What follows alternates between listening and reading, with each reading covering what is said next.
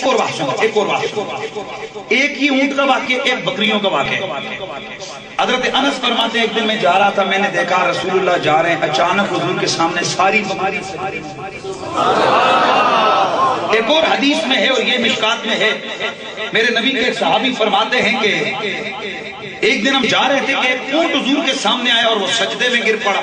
صحابہ نے عرض کی یا رسول اللہ وہ ایک کملا اے چلا اے جانور جی اے توڑے کہ سجدہ کردہ ہے اسی نہ کریے. یا نبی اللہ ہم نہ کر دیں، ہم تو زیادہ حقدار ہیں اس بات کے کہ ہم آپ کو کیا کریں سجدہ. میرے نبی نے فرمایا صحابہ اللہ کے سوا کسی کو سجدہ کرنا جائز ہے. اونچا بولو اللہ کے سوا کسی کو. تو چونکہ اونٹ یہ غیر مکلف شرعی ہے اس لیے وہ سجدہ کر سکتا ہے، ہم کسی نبی ولی کو سجدہ اونچا بولو. تو ایک گل غور نال سنو تے کان کھول کے سنو. جو جائل شلائل جتے دربار مزار تے گئے، کوئی جا کے متھے رگڑتے ہو، کوئی اتھے جناب کے ٹہن دے ہو، کوئی جناب جا کے اتھے جناب سجدے مار دے ہو، داد اس نے ہدایت دے ہو. بندے دے پتر بنیا کرو تے آقا قول و شریعت نہ کریا کرو. جو چیز جائز ہے سو وہاں تک رہو، حد کو کراس مت کرو. میں بھی سنی ہوں، لیکن اس کا یہ مطلب نہیں کہ آپ ہر وہ کام کرنا شروع کر دیں جس سے خدا نے بھی روکا ہے اور مصطفیٰ نے بھی روکا ہے. ولیوں سے پیار کرو، مزاروں پہ جاؤ ضرور جاؤ، لیکن عوام کے لیے وہاں جا کر یہ چمہ چٹا کرنا، وہاں جا کر پڑھنا اور جا کر سینہ رگڑنا اور سجدے کھڑکانا اور جناب وہاں جا کر جناب کیا سے کیا کرنا، یہ غلط ہے. مت جاؤ وہاں. یہ سنی کا جی حنیف قریشی سنی نہیں تو پھر نوان جماعت ہے.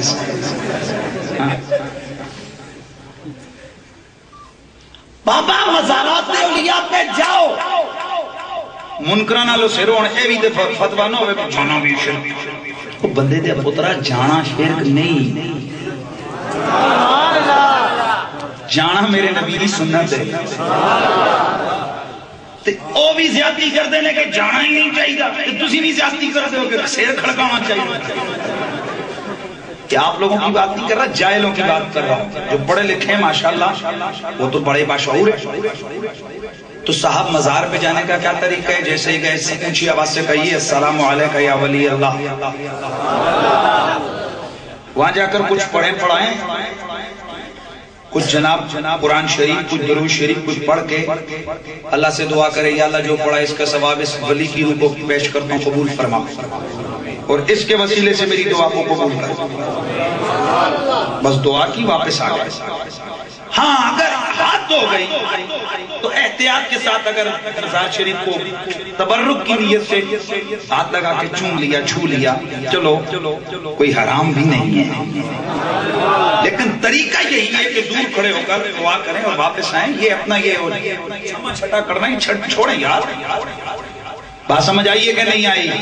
اور کل میرے پیچھے نمک ترا پٹے ہو. اچھا پہلے علی علی کرتا سی اور ولیاں دے خلاف ہو گیا. تو اسی جو پٹا کم مرضی کرو تے اسی بولیے بھی نہیں نہ سونا نہ. آپ نہ تو ہمارا رزق آپ کے ہاتھ میں، نہ آپ کی عزت آپ کے ہاتھ میں، نہ ہی ہمارا کمال آپ کے ہاتھ میں ہے. وَتُعِزُّ مَن تَشَاءُ وَتُذِلُّ مَن تَشَاءُ. وہ عزت بھی وہی دیتا ہے، ذلت بھی وہی دیتا ہے، رزق بھی وہی دیتا ہے، عروج بھی وہی دیتا ہے. سب کچھ کرنے والا وہ ہے، تو پھر ہم کیوں ڈرے سچی بات کرنے سے یار.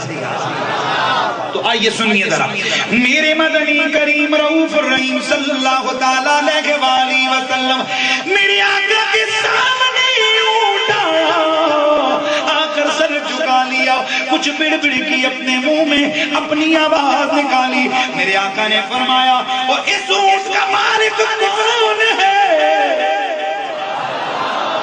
اس اونٹ کا مالک کون ہے؟ ایک میرے نبی کے صحابی حاضر ہوئے، یا رسول اللہ آقا یہ میرا اونٹ ہے.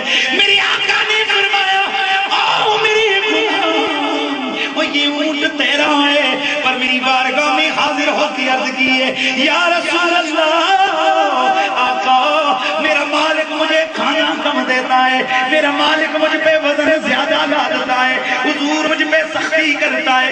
اے آپ کا نوکر حضور آپ رحمت للعالمین ہیں. حضور آپ میری یہ مشکل حل فرمائیے. میرے آقا نے فرمایا او میرے غلام تو نے یہ کیوں کیا ہے؟ عرض کی آقا جب یہ آپ کی بارگاہ میں آ گیا آپ گواہ رہیے میں نے اسے آزاد کر دیا ہے. اتو پتہ لگیا جڑے نبی دیاں قدماں وچ آون او سارے وزناں تو آزاد ہو جاتے ہیں. وہ سارے وزنوں سے آزاد ہو جاتے ہیں, وہ ساری پریشانیوں سے. یہاں بھی پھر وہی پوائنٹ وہی عبارت دوبارہ میں عرض کرنا چاہوں گا. اونٹ کو کس نے بتایا تھا رحمت للعالمین کون ہے؟ وہ کسی مدرسے میں پڑھا؟ سمجھ آئیے کہ نہیں ہے؟ اب یہ سب کچھ کیوں اللہ کروا رہے ہیں؟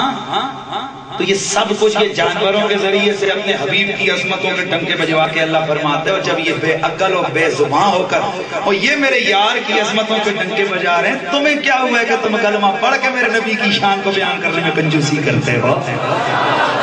جھگڑوں میں لگے ہوئے ہوتے ہو. کوئی کہتے ہیں کہ نبی کو اتنا ملا ہے, کوئی کہتے ہیں اتنا ملا ہے, کوئی کہتے ہیں اتنا ملا ہے.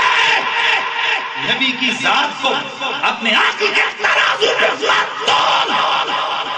اس محمد کی شان تو یہ ہے کہ جس کے نام پہ میرے رب نے نقطے کا وزن بھی گوارا نہیں کیا.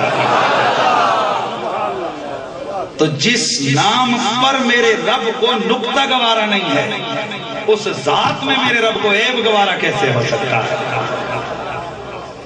تو پھر ہم کیوں نہ کہیں کہ سب سے اولا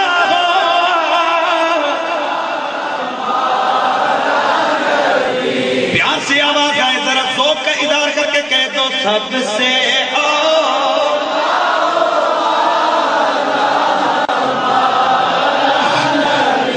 سب سے بالا آلہ ہمارا نبی سب سے بالا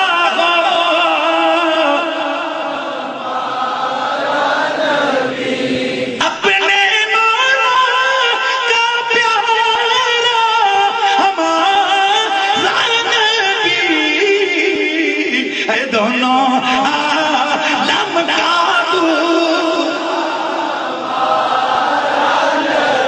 کنجوسی نہیں, ذرا ہمارا نبی کہتے ہوئے نعت پڑھتے ہوئے اور کل قبر میں سوال ہوگا اور تو زندگی میں ان کے بارے میں کیا کہا کرتا تھا.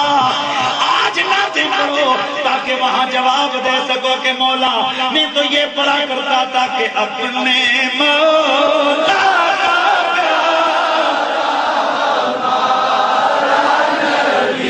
دونوں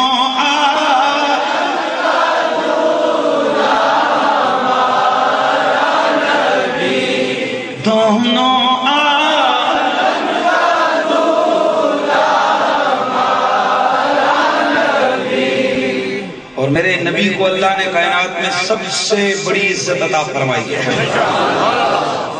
اللہ کے بعد کائنات میں سب سے عزت والا عظیم تر کون ہے؟ اللہ کا نبی. اور جو میرے رسول کی شان کو گھٹانے کے چکر میں اللہ اسے ذلیل کر دیتا ہے. اللہ اسے اونچیاں بولو. اور جو میرے رسول کی بارگاہ میں گستاخی کرے اللہ کا اعلان ہے کہ وہ زندہ نہیں رہ سکتا. وہ کائنات میں اونچیاں بولو, اونچا بولو. خسرو پرویز بادشاہوں اتنی بڑی سلطنت کا بادشاہ تھا نا وہ کہ اس وقت کی سپر پاور بھائی اس وقت کی کیا تھی؟ روم اور ایران اس وقت کی دو سپر پاور تھی. روم جو تھا یہ